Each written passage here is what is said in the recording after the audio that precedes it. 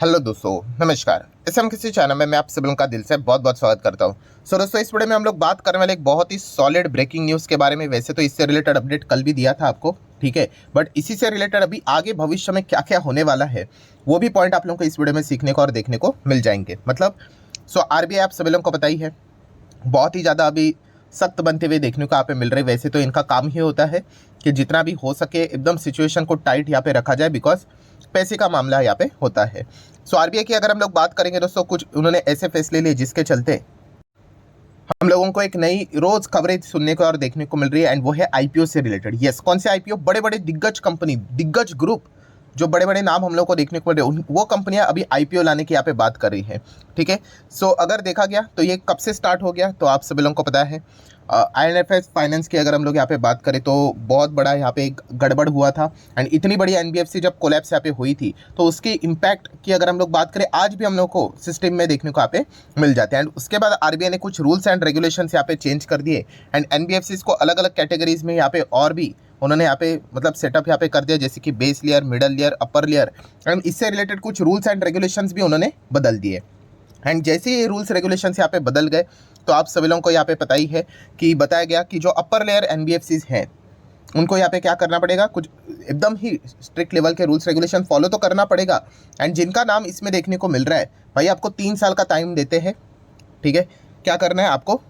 बाजार में खुद को लिस्ट करवाना है। 2022 में ये बात बोली गई थी, तो 23, 24, 25 तक यहाँ पे क्या करना है, आपने 3 साल के भीतर भीतर अपने आप को लिस्ट करवाना है। जैसी ये खबर हम लोग को देखने को लिए, आप लोगों ने देखा होगा, इसके ऊपर भी हम लोगों ने बातचीत की थी कि लगभग आरबीआई ने 15 एनबीएफसीज की लिस्ट यहाँ पे जारी कर दी जो कि अपर लेयर में है, ठीक है। एंड उनको बोला गया भाई आपको ये चीज़ों को फॉलो करना पड़ेगा। बहुत ही कठिन रूल्स रेगुलेशंस देखने को यहाँ पे मिल रहे हैं। डेफिनेटली अभी अगर देखा, एंड जैसे मैंने कहा कि जिनका नाम है भाई वो तो शेयर मार्केट में होनी ही चाहिए।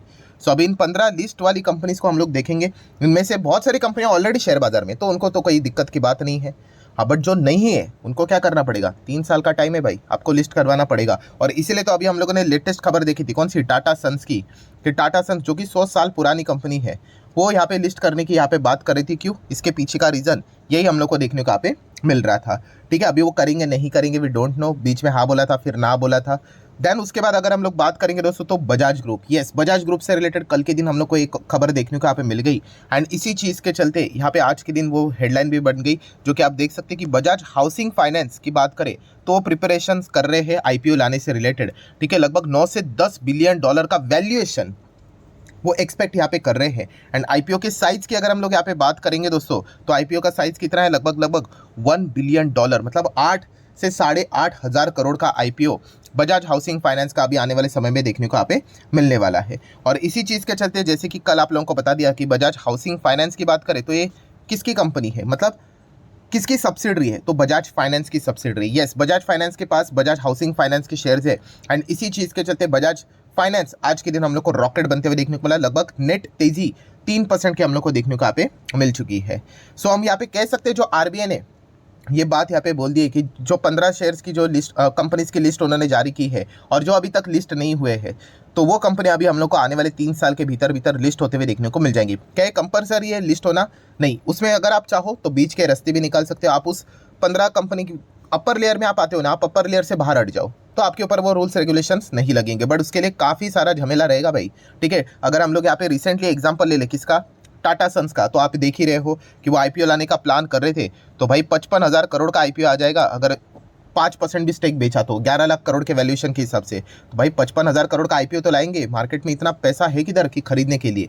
चलो एक बार वो खरीद भी लिए, बट देन व्हाट नेक्स्ट? क्या 75:25 वाला रेशो को कंप्लाई करने के लिए और माल बेचना पड़ेगा, ठीक है। एंड यूजुअली टाटा ग्रुप अपने शेयर्स को इतना ईजिली, मतलब फ्री फ्लोट में आने यहाँ पे नहीं देते हैं। एंड देन उसके बाद हम लोगों ने देख लिया कि अगर उनको यहाँ पे बाहर आना है अपर लेयर से, मतलब वो कोर इन्वेस्टमेंट कंपनी के टैग में यहाँ पे आते थे, तो उनको क्या करना पड़ेगा कि वो बोरोइंग है उनके ऊपर 20,000 करोड़ वो हटानी पड़ेगी, या फिर 100 करोड़ के नीचे जाना पड़ेगा। बोरोइंग ही शायद से हटा रहे, इसलिए तो टीसीएस का शेयर बेच दिया टाटा सन्स ने, वरना वो किधर बेचते हैं, ठीक है। एंड इसी चीज़ के चलते टीसीएस का शेयर क्रैश हो गया, 9,000 9,500 करोड़ के आसपास उनको पैसा मिला। ओवरऑल कंक्लूजन क्या निकल कर आ रहा है कि आरबीआई ने जो ये फैसला यहाँ पे लिया है, 3 साल के भीतर भीतर इन कंपनीज को क्या करना पड़ेगा? लिस्ट करवाना पड़ेगा। इसी के बाद ये सारा हलचल हम लोग को होते हुए देखने को यहाँ पे मिल रहा है। अभी देखने वाली बात होगी बजाज हाउसिंग फाइनेंस का आईपीओ कब आता है करके, 3 साल के अंदर ही यहाँ पे आ जाएगा। एंड बजाज फाइनेंस भागेगा तो भाई बजाज फिनसर्व भागेगा, क्योंकि 50% शेयर बजाज फाइनेंस के बजाज फिनसर्व के पास है, ये इसकी होल्डिंग कंपनी है। एंड उसी के साथ साथ अल्टीमेट अगर होल्डिंग इनकी देखना गए तो वही बजाज होल्डिंग एंड इन्वेस्टमेंट, तो इसमें भी 2.5% की तेज़ी देखने को मिली। सो ये चेन है जो इसी चीज़ के चलते हम लोगों को अच्छी खासी तेज़ी इस इंटायर आज ग्रुप में हम लोग को देखने को यहाँ पे मिली थी। सो डेफिनेटली इन चीज़ों के ऊपर अभी हम लोगों ने फोकस रखना है। अभी सबसे इंपॉर्टेंट चीज़ व्हाट नेक्स्ट, अभी आगे क्या। सो दोस्तों आगे वही चीज़ है जिसका हम लोग यहाँ पे अभी बात कर रहे थे कि 15 NBFC की लिस्ट यहाँ पे जारी कर दी जा चुकी थी, और अभी हर कोई उस 15 कंपनीज के लिस्ट को यहाँ पे स्टडी कर रहा है और देख रहे हैं कि कौन सी कंपनी शेयर मार्केट में नहीं है। मतलब उसको तो आना ही पड़ेगा, क्योंकि देखा गया तो किसी को भी RBI यहाँ पे बख्श नहीं दे रहा है। वो कह रहा है रूल्स को फॉलो करो, ठीक है, वरना आप ये जो कैटेगरी है उससे बाहर निकलो, ठीक है। मतलब किसी को भी यहाँ पे बख्शा नहीं जा चुका है, मतलब उनको IPO लाना ही पड़ेगा, ये भी आप ऐसा पकड़कर चल सकते। तो आप देख सकते हो 15 शेयर्स की लिस्ट में पहली कंपनी कौन सी है, LIC हाउसिंग फाइनेंस, क्या शेयर मार्केट में है, हाँ ये है, तो कोई दिक्कत की इनको बात नहीं है। नेक्स्ट बजाज फाइनेंस ऑलरेडी है, आप सभी लोगों को पता है। नेक्स्ट श्रीराम फाइनेंस, जिसका पहला नाम था श्रीराम ट्रांसपोर्ट फाइनेंस कंपनी करके, ठीक है। सो ये भी कंपनी शेयर मार्केट में ऑब्वियसली निफ्टी 50 में इसकी एंट्री हो चुकी है, तो ये भी है, तो यहाँ पे भी कोई दिक्कत की बात नहीं है। देन चौथी कंपनी वही अभी जिससे रिलेटेड ये सारी कहानी स्टार्ट हुई थी, टाटा सन्स प्राइवेट लिमिटेड, आप देख सकते हो। और ये क्या है, CIC core investment company. Core investment company क्या है, इसका डेफिनेशन भी मैंने आप लोगों को यहाँ पे बताया था, अगर नहीं पता तो वापस आपको दिखाना चाहूँगा कि ऐसी कंपनी जो कि बहुत सारे कंपनीज के शेयर्स यहाँ पे होल्ड करती है, बट ये जो कंपनी है इसमें कोई ट्रेडिंग हम लोग को होती हुई देखने को नहीं मिलती है, और ना ही कोई फाइनेंशियल एक्टिविटी होती है, सिर्फ ऐसे ही वो कंपनी बनाई हुई है जिसके पास सारा कंट्रोल हम लोग को देखने को मिल रहा है। तो ऐसी कंपनी को CIC कैटेगरी में यहाँ पे डाला जाता है। सो कोर इन्वेस्टमेंट कंपनी देखने को यहाँ पे मिल जाती है, इसलिए टाटा सन्स के आगे CIC यहाँ पे लिखा जाता है। नेक्स्ट अगर हम लोग यहाँ पे बात करेंगे L&T फाइनेंस लिमिटेड, सो शायद से ये भी कंपनी है कि नहीं देखना पड़ेगा, ठीक है। L&T हाउसिंग फाइनेंस है आई गेस शेयर बाजार में, अगर जो नहीं होगा तो भाई उसको 3 साल के भीतर लाना पड़ेगा IPO, ये तो बात पक्की यहाँ पे हो चुकी है, लिस्ट करवाना पड़ेगा। नेक्स्ट बात करेंगे Piramal capital and housing finance limited, ये भी शेयर बाजार में है, इसमें मतलब कोई दिक्कत की बात नहीं, आगे कंटिन्यू कर सकते। चोलामंडलम की अगर बात करेंगे तो चलिए ये भी कंपनी शेयर बाजार में है, ठीक है। देन अगर देखा गया तो इंडिया बुल हाउसिंग फाइनेंस, ये तो भाई बहुत ही पॉपुलर कंपनी आप सभी लोगों को पता ही है। India bulls housing finance Nifty 50 का भी पार्ट एक ज़माने में यहाँ पे हुआ करती थी। नेक्स्ट अगर हम लोग बात करेंगे बीच में कंट्रोवर्सी में फंसी हुई कंपनी, ठीक है, Mahindra and Mahindra financial services, ठीक है, वो पैसा वसूल करने के लिए जो एक इशू हुआ था बीच में, बहुत ही मतलब दुखद घटना हम लोग को देखने को मिली थी, ठीक है। तो ये भी कंपनी मतलब शेयर मार्केट में हम ऐसा कह सकते हैं। देन एक और कंपनी टाटा ग्रुप की, ये भी शेयर बाजार में अभी भी नहीं है, 2025 तक Tata capital finance service limited, इनको भी लिस्ट होना पड़ेगा। वैसे तो देखा गया तो कल के दिन मैंने एक वीडियो भी बनाया था, आपको पता ही है, टाटा ग्रुप के वैसे भी 8 से 9 IPO आने वाले हैं, तो उसमें देखा गया तो टाटा कैपिटल का भी नाम है, तो डेफिनेटली इसमें मतलब हम कह सकते हैं कि टाटा कैपिटल को तो वैसे भी आना ही पड़ेगा, ठीक है। तो ये भी एक पॉइंट आप नोट करके यहाँ पे चल सकते। तो अभी यही इसी चीज़ का स्टडी हर कोई कर रहा है कि भाई कौन कौन से और कंपनीज है, लिस्ट निकालो। नेक्स्ट देखा गया PNB हाउसिंग फाइनेंस, शेयर बाजार में ऑलरेडी है, हर किसी को पता ही है।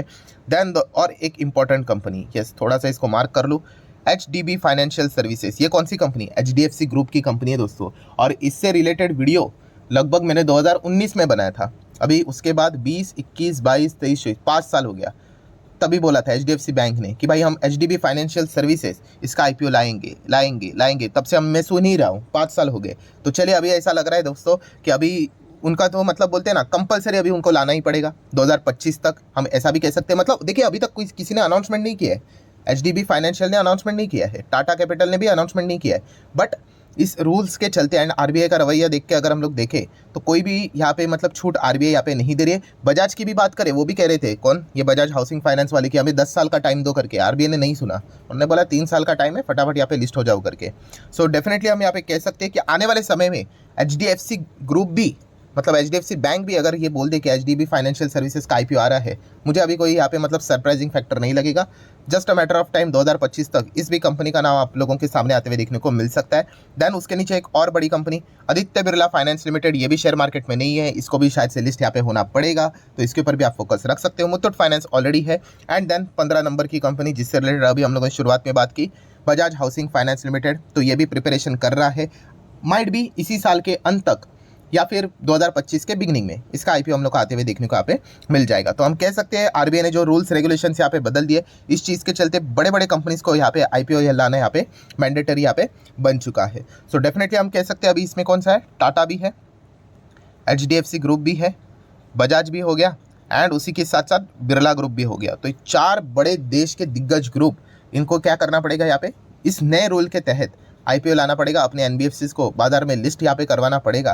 तो ये फिलहाल तो खेल हम लोग को होते हुए देखने को यहाँ पे मिल रहा है, ठीक है। सो बजाज फाइनेंस की अगर हम लोग यहाँ पे बात करें तो अभी इसमें लिस्टिंग होगी तो क्या शेयर होल्डिंग कोटा रहेगा, नहीं रहेगा, फ्री में शेयर्स मिलेंगे, नहीं मिलेंगे, ये मतलब ये पूरा अनसर्टिनिटी है। वो कंपनी अपना पूरा यहाँ पे चीज़ बताएगी कि वो किस रूट से यहाँ पे आएंगे, नहीं आएंगे करके, इसमें कोई एडवांटेज होगा नहीं होगा करके, तब सारा पिक्चर क्लियर होगा करके। अननेसेसरी मेरे साइड से कुछ भी बोल के कोई सेंस की बात यहाँ पे बनती नहीं है। जैसे कंपनियाँ कोई चीज़ अगर सामने यहाँ पे रख देगी तो मैं आप लोग को इन्फॉर्म यहाँ पे करवा दूंगा, ठीक है। सो आशा करता हूँ वीडियो हेल्पफुल लगा होगा, तो चाहो तो लाइक एंड शेयर कर सकते हो। मिलते हैं नेक्स्ट वीडियो में, तब तक के लिए बाय बाय।